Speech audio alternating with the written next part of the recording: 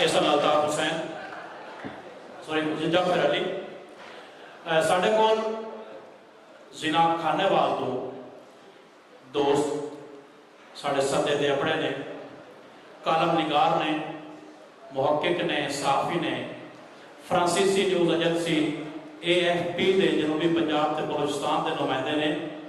حال دے وچ انہاں دی کتاب فوجی چھاؤنی سے مسلم سیاسی طریقوں کا مرکز بننے تک یہ چھپی ہے۔ انسانی حقوق دے کارکن نے کھانے وال تو تعلق ہے ایک انہاں دی مجبوری ہے کہ انہاں دی زبان مادری زبان پنجابی نہیں ہے تے سانو وہ جس رنگ چ آویں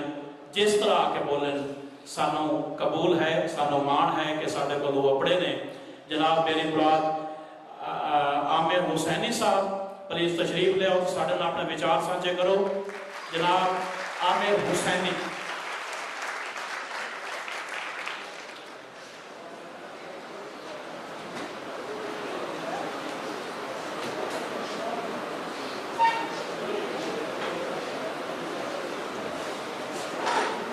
شکریہ جناب، سب دوستوں کو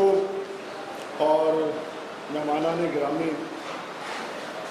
کو میرا سلام۔ وہ جنہیں کہتے ہیں نا کہ کھیل کا 12واں کھلاڑی، جڑا افتخار عارف نے کہا تھا کہ کھیل کا 12واں کھلاڑی، تو مجھے لگتا ہے کہ میں کھیل کا 12واں بھی نہیں بلکہ کوئی 13واں ہی کھلاڑی ہوں۔ خام خواہ بہرحال آپ نے مان دیا ہے، وہ عزت دی ہے، وہ ایک علیحدہ بات ہے، لیکن مجھے بڑا آکورڈ سا لگ رہا ہے۔ سعید بھٹا جیسے، پروین ملک جیسے، اور مجھے مرحوم وسیم ملک بھی اس وقت موقع پہ یاد آ رہے ہیں، تو ان کے سامنے پنجابی لٹریچر پہ اور خاص طور پہ اس کا ایک مہان لیجنڈ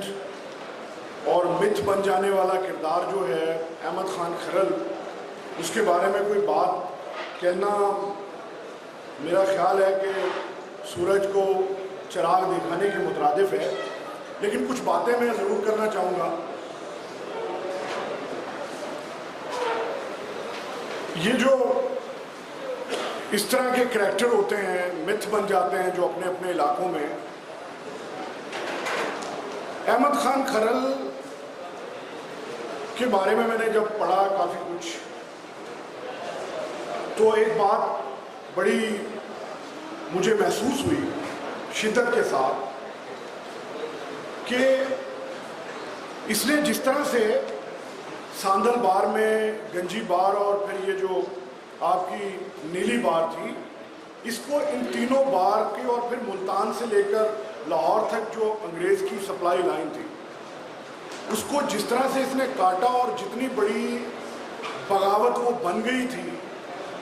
اور جتنے بڑے پیمانے کی وہ بغاوت تھی، اس نے جس طرح سے اس پورے علاقے میں اس کالونین سسٹم کو اس زمانے میں چیلنج کیا، ہو سکتا ہے میں غلط ہوں لیکن میرا تاثر ہے کہ اس کی اہمیت جتنی بڑی تھی اور جتنی اس کا مقام بنتا ہے اس حوالے سے ابھی تک اس طرح سے ریکگنائز نہیں کیا گیا، اور اس طرح سے بہت زیادہ کام نہیں ہوا احمد خان کھرل پہ جو ہونا چاہیے تھا۔ لیکن ایک بات مجھے ہمیشہ میرے ذہن میں سوال پیدا ہوتے ہیں جب بھی پنجاب کے سرماؤں پہ بات ہوتی ہے، پنجاب کی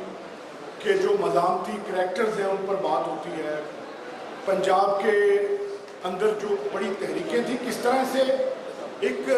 پنجابیوں کے شعور سے انہیں کھرچا گیا اور کھرچنے کی کوشش کی گئی۔ اس پہ میں نے جہاں تک مجھے یاد پڑتا ہے پہلی دفعہ جو میرے ذہن میں ٹرانسفارمیشن پنجابیوں کے بارے میں جو ایک تصور تھا وہ بدلا اس وقت جب میں نے ڈاکٹر عمران علی کی کتاب پڑھی تھی، Punjab under British rulers from 1885 to 1947، جو انہوں نے کالونائزیشن اور کینالائزیشن پہ لکھی تھی۔ اس زمانے میں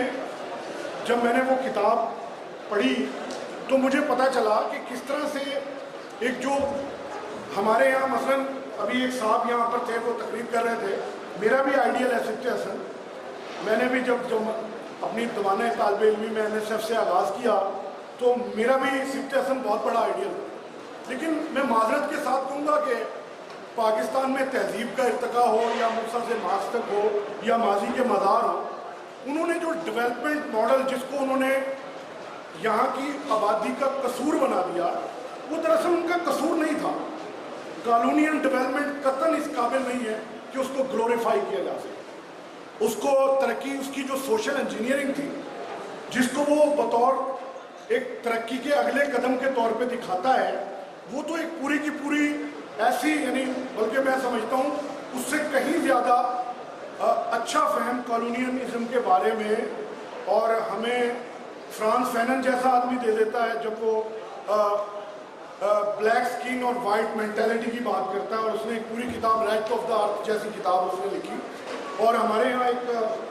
مجھے اور تو نہیں پتا پنجابیوں کے بارے میں نے اتنا زیادہ نہیں پڑھا، لیکن ایک ایسا آدمی ضرور تھا جس نے میرا خیال ہے پنجابیوں کے اندر، جیسے چنوا ایشو تھا،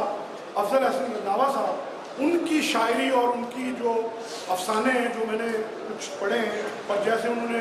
چنوا ایشو کا ترجمہ کیا تھا ٹوٹ بھج کے نام سے، دا فالنگ اپارٹ کا، تو وہ ان ساری چیزوں نے مل کے بہرحال ایک چیز تو ہے جسے میں سمجھتا ہوں کہ جب تک یہاں ماسز کے اندر جو یہاں کے لوگ ہیں، عوام ہیں، ان کے اندر آپ انگریز کی سوشل انجینئرنگ اور اس کے بعد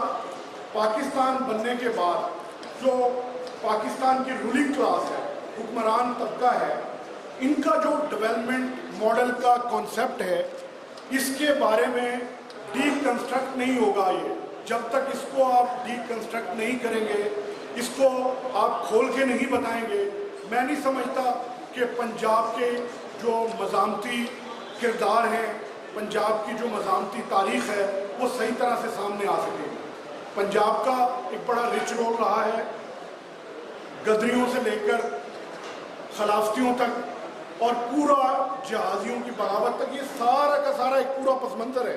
اور پنجاب کا بڑا کردار رہا ہے۔ میں جس علاقے میں رہتا ہوں، تو جب میں انڈیا میں گیا تو مجھے وہاں ہمارے ایک دوست مجھے ملے تو انہوں نے بتایا کہ میں کولمبا کا رہنے والا ہوں۔ انہوں نے مجھے ایک کتاب پہ دی اپنی، تو اس کتاب میں مجھے پہلی دفعہ پتہ چلا کہ جو پگڑی سنبھالو جٹا تحریک تھی جس کا آغاز آپ کے فیصلہ آباد کے اور اس سائڈ سے ہوا تھا، مجھے پتہ چلا کہ پہلی کیرتی پارٹی جو کمیونسٹ پارٹی آف انڈیا کا فرنٹ تھا، اس کی پہلی کانفرنس جو تھی وہ کولمبا کے اندر ہوئی، اور جو پہلی ہڑتال تھی، یعنی جو ریلوے ورکرز کی پہلی ہڑتال تھی، وہ خانے وال کے جنکشن پہ ہوئی، اور یہاں سے یہ پورا ایریا جو آپ کی باروں کا ایریا تھا۔ دیکھیں احمد خان کھرل کی شہادت کا ایک معنی جو آپ گیزیٹر میں اٹھا کے، میں نے سعید بھٹا صاحب اور دوسرے لوگوں، ایک سعید بٹ صاحب، ان کا میں نے تھیسس پڑھا ہے، وہ جی سی کے کوئی پروفیسر تھے، ان کا میں نے اس میں انہوں نے جو حوالے دیے، میں نے جا کے اس کے بعد گیزیٹر وغیرہ اور برکلے وغیرہ کی اور الفسٹن وغیرہ کمشنر جو تھے، ان کی چیزیں میں نے جو پڑھی ہیں، مجھے ایک بات سمجھ میں آتی ہے کہ باروں کے اندر اٹھنے والی بغاوت، جس میں تقریباً کہتے ہیں کہ 1,20,000 کے قریب لوگ جو یہاں کے مقامی کسان تھے، جٹ تھے، جو اس علاقے کے، وہ انوالو تھے اس بغاوت کے اندر۔ انہوں نے یہ کیا کہ اس پورے ایریے کا، اس پورے علاقے کا نظام دھرم بھرم کر دیا ان کا، جو یعنی کالونی کا تھانے پہ حملہ، یہ بہت بڑی علامت ہے۔ اور یہاں پر جب وہ جا کے باروں کے اندر جاتے تھے تو گیزیٹر میں لکھا ہوا ہے کہ وہ جو بڑی بڑی گھاس ہے، جسے سرکنڈے اور اس طرح کی چیزیں، وہ ان کے آڑے آتی تھی، اور اس کو وہ صحیح طرح سے اس کو، یعنی اس بغاوت پہ قابو نہیں پا سکے۔ اس کے بعد انہوں نے یہ کیا کہ جو مجھے نظر آتا ہے، جس طرح مغلوں نے کیا تھا، مغلوں نے بھی یہ کیا تھا کہ ان کے قبائل جو ان کے خلاف بغاوت کرتے تھے، ان کو پریفری پہ لے گئے تھے، حاشیے پہ لے گئے تھے۔ یعنی اس زمانے کی بھی جو چھوٹی موٹی ڈیولپمنٹ ہوتی تھی، انہوں نے ٹاؤن، جس طرح سے زمانے جو مغلوں کا منصبداری نظام تھا، اس پہ عرفان حبیب نے بہت تفصیل سے لکھا ہے، وہ منصبداری نظام سے آگے جب خود انگریز آئے، انگریزوں نے یہ کیا کہ ان کی جو پوری کی پوری سوشل ڈیولپمنٹ ہے، چاہے وہ ریل کی پٹری ہو، چاہے وہ انہوں نے جی ٹی روڈ بنایا ہو، اس کو آگے بڑھایا ہو، انہوں نے یہ کیا کہ بغاوت والے جہاں زور تھا بغاوت کا، ان تمام ٹاؤنز کو، پرانے ٹاؤنز کو، بلکہ میں ان کو اجنبی जजीरे कहता हूँ, और मैं ये कहता हूँ कि ये अपनी ही तरह की एक रेड इंडियनाइजेशन थी यहाँ के मकामी और नेटिव बाशिंदों की। इन्होंने ये किया कि उन सारे जो इनका तरक्की का मॉडल था उसमें से एक तरह से इनको एक्सक्लूड कर दिया, खारिज कर दिया। और इमरान अली ये बात कहता है कि जो नए टाउन बसाए गए और नए जो कॉलोनीज बसाई गई, जो कॉलोनियन सिटी थे, अब उसमें एक बात मैं करता चलूँ कि 60 लाख एकड़ रकबा था जो ज़ेरे काश्त आया इस कॉलोनाइजेशन और कैनालाइजेशन के नतीजे में। तो उन्होंने ये किया कि उसमें उन्होंने, वो इमरान अली कहता है कि जो डेमोग्राफी चेंज थी 6 डिस्ट्रिक्ट्स की, यहाँ के उसमें जितनी बारें थी 6 डिस्ट्रिक्ट के अंदर, उनकी जो डेमोग्राफी चेंज हुई वो भी बड़ा किरदार अदा किया उसने यहाँ के शऊर को पीछे ले जाने में। और ये ठीक है कि मौलवी बाकर साहब 1857 की जंग आज़ादी के शहीद हैं, लेकिन उनका बेटा इस काबिल नहीं है कि उसकी तारीफ की जाए, बल्कि उसने वही काम किया लाहौर के अंदर जो फोर्ट विलियम कॉलेज में हुआ था। वो जो उर्दू के हवाले से उन्होंने मोहम्मद हुसैन नवाब साहब ने काम किया, वो मैं एक बात ज़रूर कहता हूँ कि जब तक आप हीरो के साथ उन दुश्मनों का जिक्र नहीं करेंगे जिन्होंने यहाँ पर आपकी याददाश्तों से वो सारे हीरो रचने की कोशिश की, जो रोशन ख्याली के नाम से भी जो अंग्रेज़ का कॉलोनियल एनलाइटनमेंट का जो प्रोग्राम था, जो बज़ाहिर उसने तालीम के नाम पे, चीज़ों के नाम पे शुरू किया, वो कोई इतना बड़ा काबिल तहसीन कारनामा नहीं है कि आप उसको जब तक उनको बयान नहीं करेंगे। और जिन जिन लोगों ने इसमें हिस्सा लिया, यहाँ के बाशिंदों को पसमानदा रखने में, उनके शऊर को पीछे धकेलने में और एक मनफी शऊर देने में, जब तक आप उन लोगों का तज़किरा नहीं करेंगे, उन चीज़ों को नहीं बताएंगे, मेरा ख्याल है ये जो पोस्ट फ्रीडम पीरियड है, पोस्ट कॉलोनियलिज्म भी जिसे कहा जाता है, और आज तक कल तो पाकिस्तानी रियासत को मेटा कॉलोनियल स्टेट कहा जा रहा है, तो ये जारी रहेगी गुलामी उस वक्त तक जब तक हम इस पूरे की पूरी जो सोशल इंजीनियरिंग हुई है इसका इदराक नहीं कर लेंगे। और पंजाबियों के साथ तो सबसे बड़ा जुल्म ये हुआ है कि उनके नाम पे रूलिंग क्लास ने अपने साथ ये जो पाकिस्तान नाम की रियासत बनी, इस रियासत के अंदर जो उस्ताद खाने खाक के साथ, जो यहाँ के मजलूमों के साथ, जो यहाँ के किसानों के साथ, जो यहाँ के मजदूरों के साथ, जो यहाँ के मेहनत कश तबकात के साथ जो कुछ किया, उसका जुर्म भी ज़बरदस्ती यहाँ की आवाम के साथ, यानी उनके नाम पे होने वाले जुर्म जो हैं, मैं ये कहता हूँ कि जब तक यहाँ के मासिस जो हैं वो इन रूलिंग क्लास की साजिश को नहीं समझेंगे, जो इनके नाम पे जुर्म किए जाते हैं, तो उस वक्त तक शायद जो दूरियां हैं वो ख़त्म नहीं होंगी, जो फासले हैं वो ख़त्म नहीं होंगे। पंजाब की मज़ामती तारीख़ को दोबारा से दरियाफ्त करने की अशद ज़रूरत है, उस पर काम करने की ज़रूरत है, और इनके नाम पे होने वाली जो कॉलोनियल किस्म की एक सोशल इंजीनियरिंग है, इसको रद्द किया जाना बहुत ज़रूरी है, और इस हवाले से शऊर को बढ़ाया जाना बहुत ज़रूरी है। आप सब लोगों का बहुत